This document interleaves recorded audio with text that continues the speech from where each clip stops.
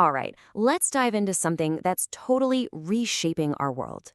The simple fact that a car isn't about horsepower anymore. Nope, it's all about computing power.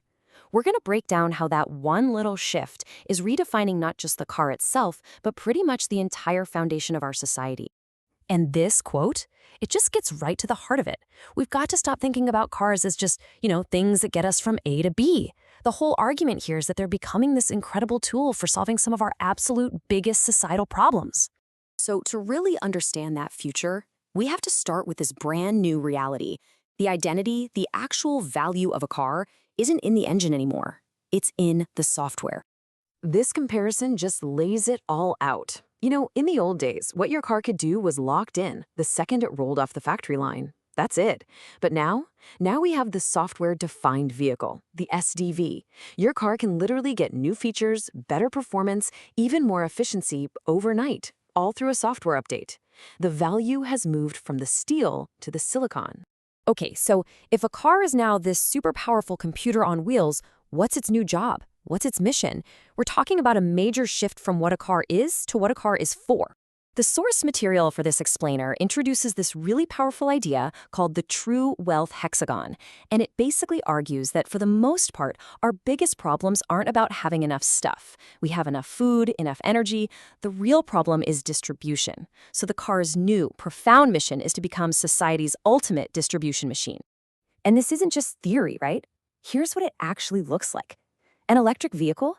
It's not just a car. It's a mobile battery that can send power back to the grid to stop a blackout. A connected ambulance becomes a mobile data center, basically bringing the emergency room straight to the patient.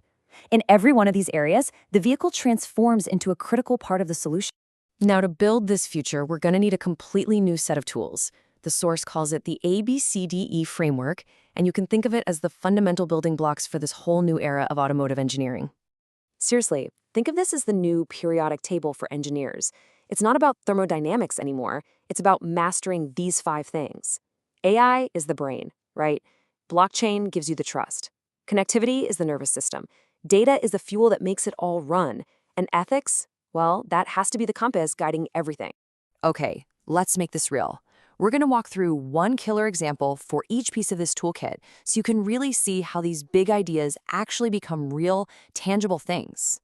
First up, A for AI. We are way past a simple check engine light. Instead of your car telling you something has already failed, AI is going to analyze all the sensor data, predict a part is going to fail 500 miles from now, and then autonomously schedule the repair and even order the part. That's the huge leap from reactive to prescriptive. Next is B for blockchain. And look, don't let the word scare you. At its core, it's just a technology for creating trust where you don't need a middleman. It's like a super secure shared digital record book that nobody can tamper with. It lets different companies, even rivals, share information with total confidence. It creates what the source calls cryptographic truth. And the perfect example of this in action is the EU's digital battery passport. This is coming, it's mandatory by 2027, so every EV battery is going to need one. And by using blockchain, a car maker can prove, without a doubt, that its cobalt was ethically sourced. It can track the battery's carbon footprint through its entire life, all without giving away any trade secrets to anyone else on the chain. It's a game changer. C is for connectivity. Now, for years, the industry had this kind of standards war, like Betamax versus VHS, but for cars. But a clear winner has finally emerged, CV2X. The reason is simple. It uses the cell towers we already have, and it has a direct path to 5G. This is the tech that will let cars talk to each other and basically see around corners. And that connectivity is so important because, get this, a single connected car can generate 4 terabytes of data a day. Let that sink in. That is an absolutely insane amount of information to handle. So obviously, there's just no way you can upload all that raw data to the cloud. It's not practical. So the car itself has to get smart. It has to act like a filter, a little data refinery on wheels. This is called edge computing. So instead of sending hours of camera footage, the car processes it right there and just sends the important insight like, hey, pothole detected at these exact coordinates. And that brings us to E for ethics. You've probably heard of the trolley problem, right? Well, guess what? It's not a philosophy question anymore. It is a very real engineering problem. Programmers and car companies have to actually decide on a risk policy. In a cross you can't avoid, does the car's code protect the people inside or the pedestrian outside? It's a massive, massive ethical hurdle.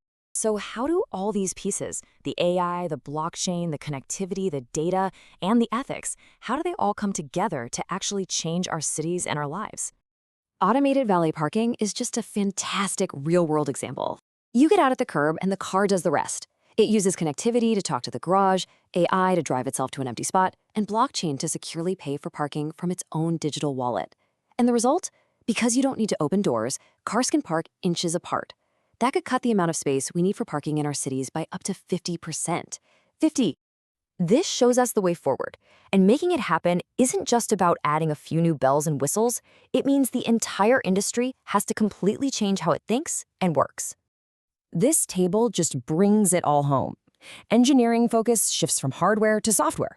Trust shifts from just relying on a brand's reputation to demanding provable cryptographic truth. And the whole business model flips from selling a car one time to providing ongoing mobility services for recurring revenue. It's a whole new world. And this really is the ultimate call to action. It's a challenge to everyone to think bigger. The goal isn't just to build cars anymore. It's to build the fundamental systems that create a better, more resilient society for all of us. This future isn't science fiction. It is being designed and built in labs and on assembly lines as we speak. So the real question isn't what's next anymore. The question is, how are all of us, as engineers, as consumers, as citizens, how are we going to help connect these dots and shape this new world?